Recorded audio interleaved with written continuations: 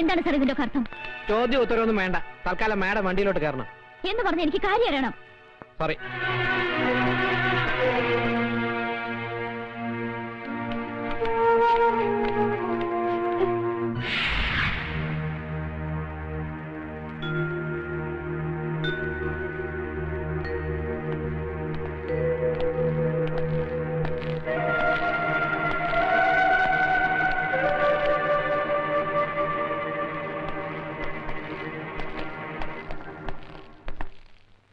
ക്ഷമിക്കണം മിസ് അശ്വതി മേനോൻ.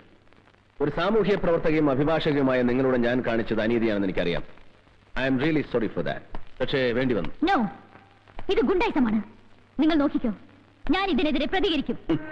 പ്രതികരിച്ചോളൂ. പക്ഷേ അതിനു മുമ്പ് എനിക്ക് പറയാനുള്ളത് മുഴുവൻ നിങ്ങൾ കേൾക്കണം.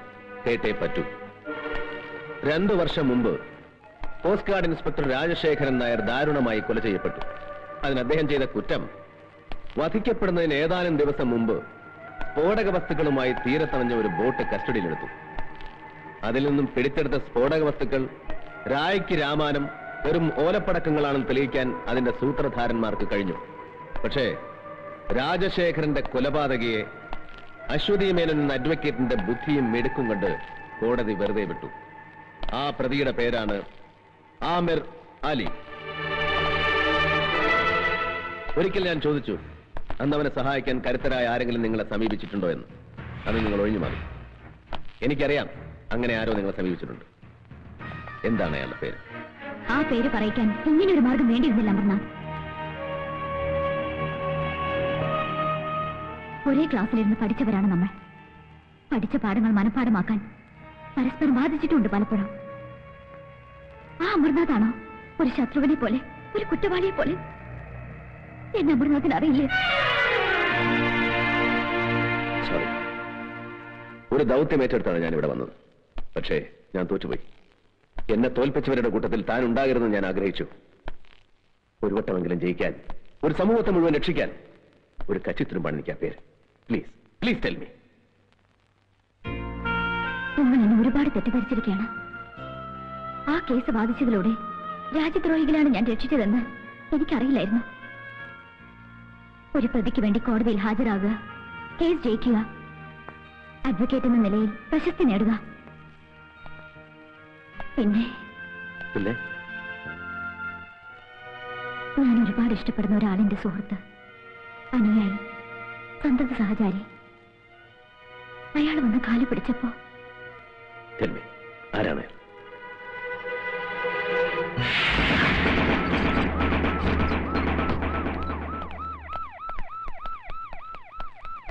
എന്താ?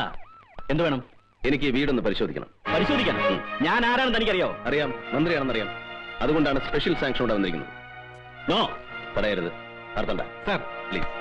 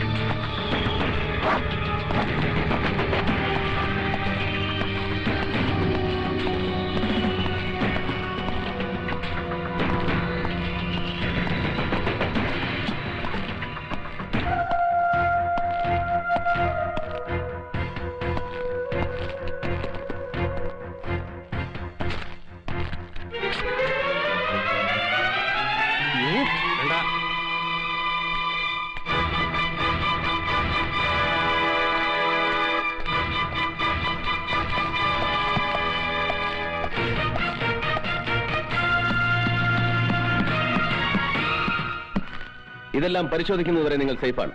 അതിനിടയിൽ അതിബുദ്ധി കാണിക്കാൻ ശ്രമിച്ചാൽ നാളെ ഇത് പത്രത്തിൽ വാർത്തയാകും. Be careful. Come.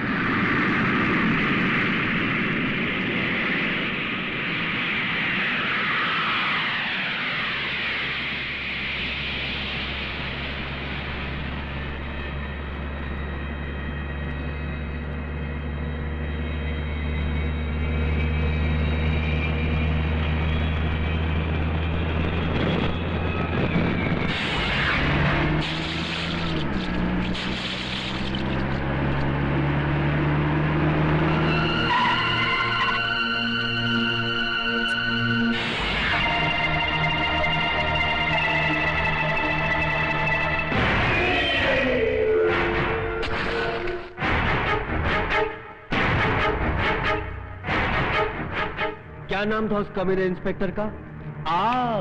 Inspector Amarnath. बड़ा कमाल का आदमी है यार।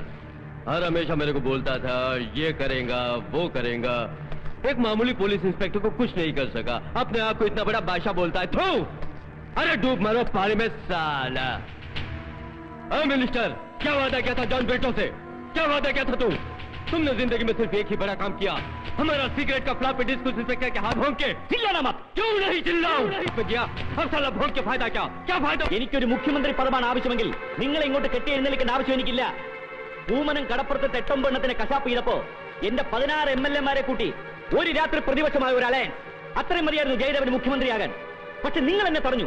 വീണ്ടും വീണ്ടും കലാപം ഉണ്ടാക്കാൻ നിങ്ങൾ എന്നെ നിർബന്ധിച്ചു. ലക്ഷങ്ങളുടെ ആയുധങ്ങൾ, സ്ഫോടക വസ്തുക്കൾ നിങ്ങൾ ഇവിടെ ഇറക്കി. പഞ്ചാബിലും കാശ്മീരിലും എന്തിന് തൊട്ടടുത്ത സംസ്ഥാനങ്ങളിൽ വരെ അതിപ്പോഴും പൊട്ടിക്കൊണ്ടിരിക്കുകയല്ലേ? സ്വന്തം നാടിനെ വഞ്ചിച്ച്, എന്നെ വിശ്വസിച്ച് എന്റെ ജനങ്ങളെ വഞ്ചിച്ച് നിങ്ങൾ നടത്തിയ ക്രൂരമായ ചൂതാട്ടം. ലോക്, ഇപ്പൊ എന്റെ കയ്യിലെ പട്ടത്തിന്റെ ചരടൊന്ന് പാളിയപ്പോ തടി രക്ഷിക്കാനാണ് ഈ ഗർജനമെങ്കിൽ ഇന്റലിജൻസും ഇന്റർപോളും വലവീശിയിരിക്കുന്ന നിങ്ങൾ ബോംബെയിലും ഡൽഹിയിലും കളിച്ച കളിയൊന്നുമല്ല കളിയെന്ന് എനിക്ക് നിങ്ങളെ ബോധ്യപ്പെട്ടേണ്ടി വരും. അതുകൊണ്ട് ആ വിരട്ടൊന്നും ഇവിടെ വേണ്ട. भाषण दिया? बहुत बहादुर है ना तू? मैं सुना तेरा भाषण, बहुत खुश हुआ. देख लिया कितना ताकत है तेरे में, समझा? നിങ്ങളുടെ വീട്ടിൽ നിന്ന് ആ നായിന്റെ മോൻ എടുത്തോണ്ട് പോയ ഫ്ലോപ്പി പരിശോധിച്ചാ എല്ലാരും കൊടുങ്ങും. അതിനു മുമ്പ് അവനെ തട്ടിക്കളയാൻ വല്ല മാർഗം ഉണ്ടോന്ന് ആലോചിക്കും. साला ये खेल ही पूरा डर का है. जहां पब्लिक हमारे से डरना बंद कर दिया, हमारा खेल खत्म. अब आगे का खेल देखो मैं खेलता हूं. ये दुश्मन का हाथ पैर काट के कुछ नहीं होने वाला, उसका साला गर्दन ही काट डालने का. और वो गर्दन मैं काटेगा.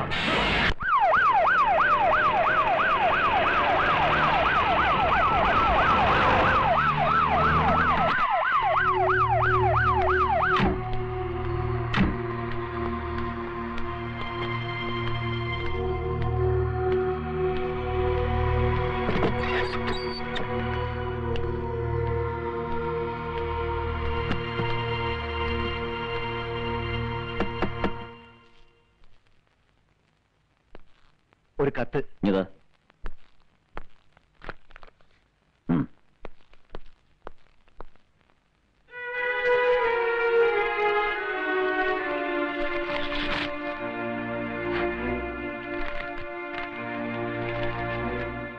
ഞാനിപ്പോൾ ശത്രുവിന്റെ പട്ടികയിലാണെന്ന് എനിക്കറിയാം. എങ്കിലും ആവശ്യപ്പെടുകയാണ്, വിരോധമില്ലെങ്കിൽ ഒന്നിന്റെ വീട് വരെ വരാമോ? മുന്തിരിയിട്ടല്ല, പഴയ അബ്ദുൾ റഹീമായി. പക്ഷെ ചില രഹസ്യങ്ങൾ അത് പറഞ്ഞേ പറ്റൂ എന്ന് സ്വന്തം അശോകി.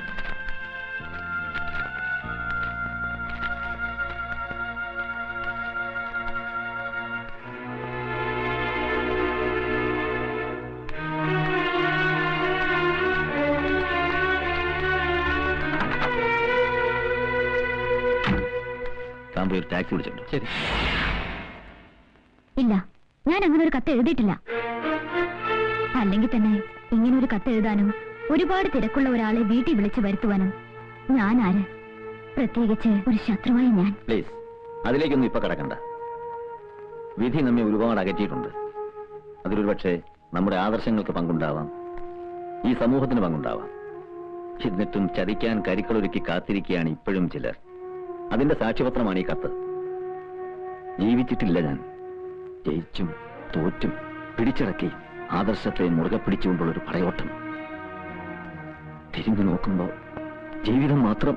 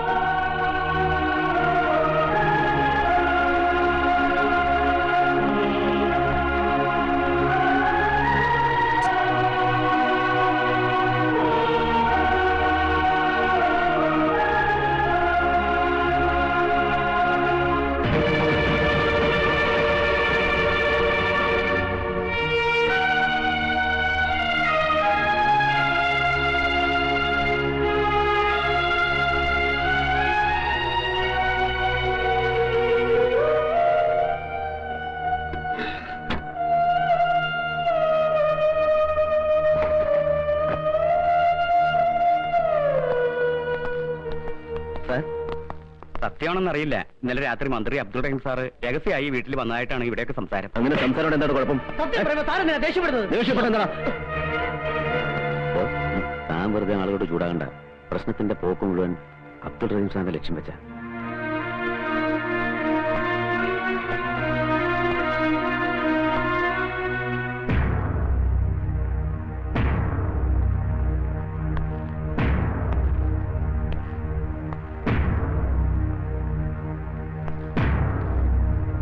സൂക്ഷിച്ചു നോക്കുമോനെ. ഈ ഫോട്ടോയിൽ കാണുന്ന സാറ് തന്നെയല്ലേ ആന്റിയെ കാണാൻ അവിടെ വന്നത്? അതെ. വേറെ ആരും അവിടെ വന്നിട്ടില്ലല്ലോ. ഇല്ല. അയാൾ വന്ന് എന്തോ ആന്റിയോട് ചൂടായി സംസാരിച്ചു അല്ലേ മോനെ? മോൻ പറഞ്ഞു ഇത് കൊച്ചുകുട്ടിയല്ലേ സാർ, അവർ തമ്മിൽ സംസാരിക്കുന്ന ഇടയ്ക്ക് ഉറങ്ങിപ്പോയിന്ന് ഈ കുട്ടി തന്നെ പറഞ്ഞില്ലേ സാർ? മിസ്റ്റർ രാമേന്ദ്രൻ, ക്രൈംബ്രാഞ്ചിന് കൈമാറിയ ഒരു കേസാണിത്. പിന്നെ നിങ്ങളെയൊക്കെ വിളിപ്പിച്ചത് സംഭവങ്ങളുടെ പ്രീവിയസ് പൊസിഷൻ എന്തായിരുന്നു അറിയാനാ, അല്ലാതെ ആരോടൊക്കെ എന്തൊക്കെ ചോദിക്കണം, എങ്ങനെ അന്വേഷിക്കണം എന്നുള്ള ബുദ്ധി പറഞ്ഞു തരാൻ വേണ്ടിയല്ല. സാർ 4ാം ക്ലാസ്സിൽ പഠിക്കുന്ന ഒരു കുട്ടിയാണത്. നിങ്ങൾ എന്തിനാ എമോഷണൽ ആകണം മിസ്റ്റർ? ഇമോഷണൽ ആവും സാർ. കാരണം പലപ്പോഴും ഇയാൾ ഒരുപാട് സംരക്ഷിച്ചുള്ള ഒരു മിനിസ്റ്ററാ. ഒരാപത്ത് വരുമ്പോ പിന്നെ തിരിച്ചു നന്ദി കാണിക്കണമല്ലോ, അല്ലേ? അത് തോന്നിയത് കൊണ്ടാണ് ഈ കേസ് ഇത്രയും പെട്ടെന്ന് ക്രൈംബ്രാഞ്ചിന്റെ കൈകളിൽ എത്തിയത്. അതിനെക്കുറിച്ചൊന്നും പറഞ്ഞു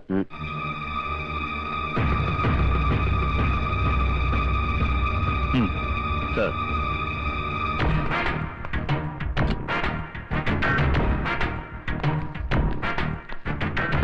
ഇതാണ് സാർ മിനിസ്റ്ററുടെ PA. താനല്ലേ മിനിസ്റ്റർക്ക് ടൂറിസ്റ്റ് ആക്ട് വിളിച്ചു കൊടുത്തത്? കാർ വിളിച്ചു കൊടുത്തു. പക്ഷേ എന്താ ഒരു പക്ഷേ? വിളിച്ചു കൊടുത്തില്ലേ? അതിന്റെ അർത്ഥം മിനിസ്റ്റർ ആ വീട്ടിൽ പോയി എന്നല്ലടോ. അങ്ങോട്ടേക്കാണ് പോയത്. പക്ഷേ പിന്നെ എന്താ ഒരു പക്ഷേ? വയ്ക്കോ.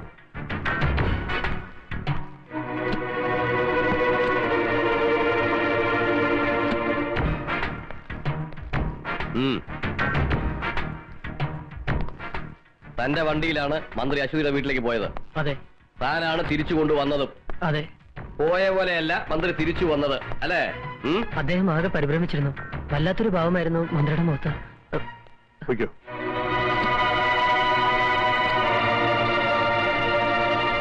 സാർ, മിനിസ്റ്റർക്ക് ആ പെണ്ണിനോട് വേറെയും ശത്രുതയുണ്ട്. അദ്ദേഹത്തിനെതിരെ പ്രകടനം നയിക്കുക, പരസ്യമായി വെല്ലുവിളി നടത്തുക, അതും പഴയ കാമുകി. അല്ലായിരുന്നെങ്കിൽ ഒരിക്കലും അസമയത്ത്, അതും മറ്റാരെയും കൂടാതെ അദ്ദേഹം അവിടെ പോകുമായിരുന്നില്ല. അതെ, മിനിസ്റ്റർ ആയതിന്റെ പേരിൽ സംശയിക്കപ്പെടുന്ന ഒരാളെ ചോദ്യം ചെയ്യാതെ വിടുന്നതും ശരിയല്ല. സാർ പ്ലീസ്, ഇതിന്റെ പിന്നിൽ പ്രവർത്തിച്ചിരിക്കുന്നത് മുഴുവൻ ദേശദ്രോഹികളാണ് സാർ. മറ്റു പല കുറ്റങ്ങളും പുറത്തു കൊണ്ടുവരാതിരിക്കാനും പലരെയും നിശബ്ദരാക്കാനും വേണ്ടി മനഃപൂർവ്വം കളിച്ച കളിയാണ് സാർ. ഷടാപ്പ്! താൻ ആരാടോ ഇതൊക്കെ ചോദിക്കാൻ? കാക്കി കുപ്പായി മണിച്ച് എല്ലാവരെയും രക്ഷിക്കാൻ വേണ്ടി ദൈവം ഭൂമിയിലേക്ക് ഇറക്കിപ്പെട്ട ദൈവപുത്രന. ബാക്കിയുള്ളവരൊക്കെ മണ്ടന്മാരല്ലേ? പാതിരാത്രി നേരത്ത് അംഗരക്ഷകനെയും ഔദ്യോഗിക വാഹനം ഉപേക്ഷിച്ച് മന്ത്രി ആ പെണ്ണിന്റെ വീട്ടിലേക്ക് പോയത് ശൃംഗരിക്കാനല്ലേ? സാർ ഇറങ്ങി പോണം mister. I say you get out മാൻ.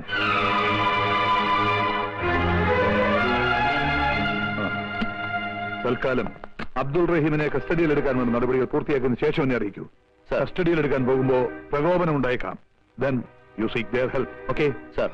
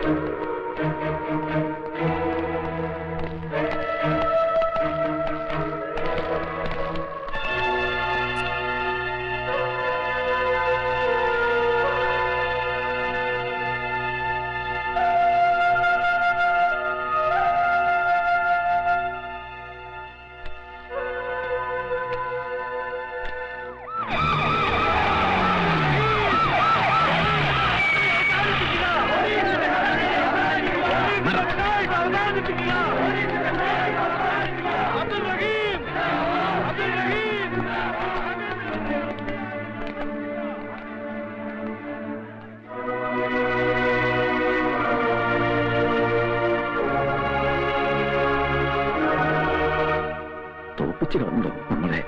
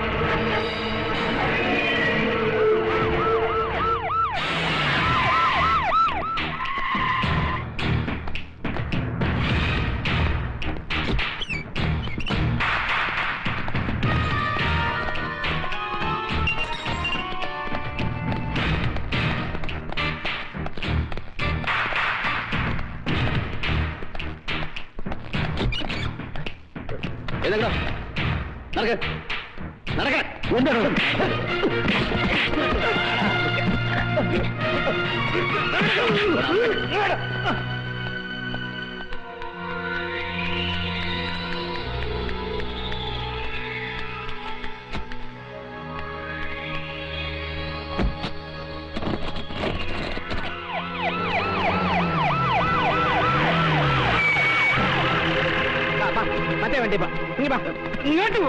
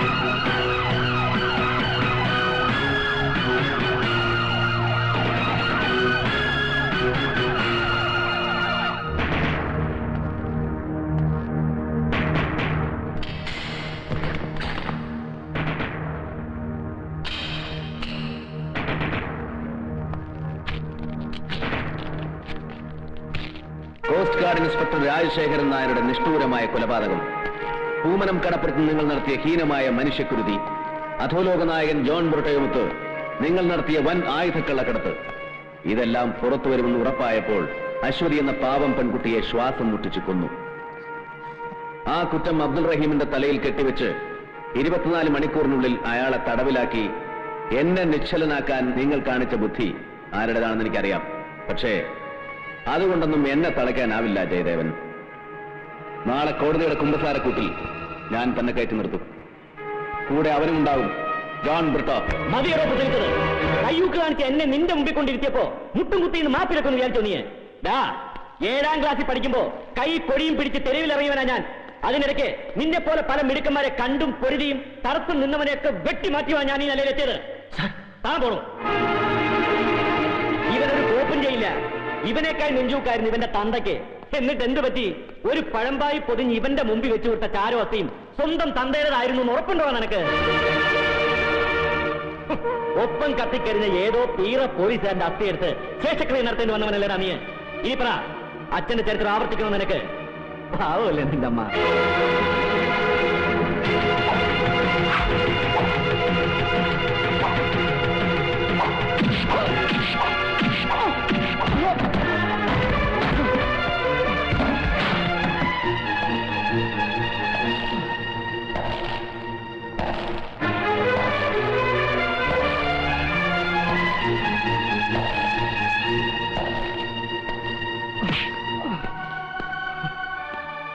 ആ അസ്ഥിയും ചാരവും പുണ്യതീർത്ഥത്തിൽ ഒഴുക്കുമ്പോഴും ആ ആത്മാവിന് ബലിയൂട്ടുമ്പോഴും കണ്ണു നിറച്ച് കാണാതെ പിരിഞ്ഞ അച്ഛനും സത്യം എന്റെ നെഞ്ചിലുണ്ടായിരുന്നു.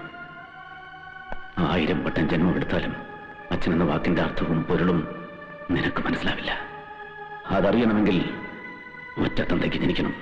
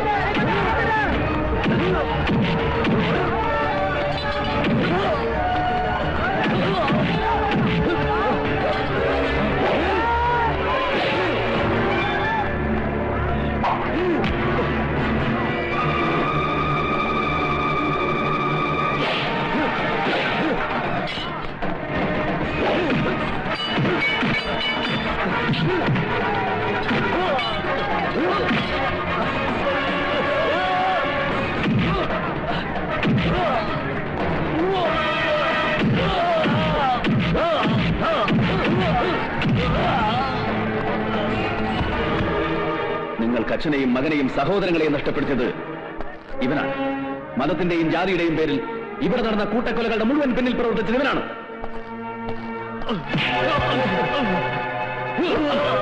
ജോൺ ബ്രിട്ടോ, വർഗീയ സംഘർഷങ്ങളുടെ നാടല്ല ഇത്.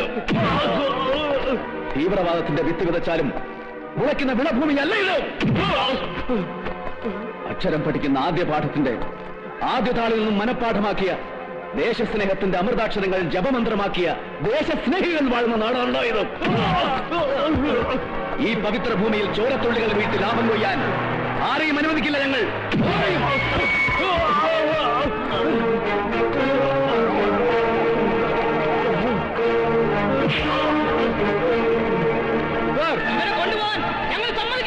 ഇവനെ ഞങ്ങൾക്ക് വേണം. ഇവരെ ഞങ്ങൾക്ക് വിട്ടുതരണം.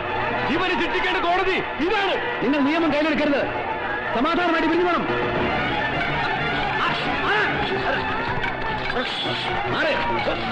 പിരിഞ്ഞു പോവാൻ പ്രശ്നം.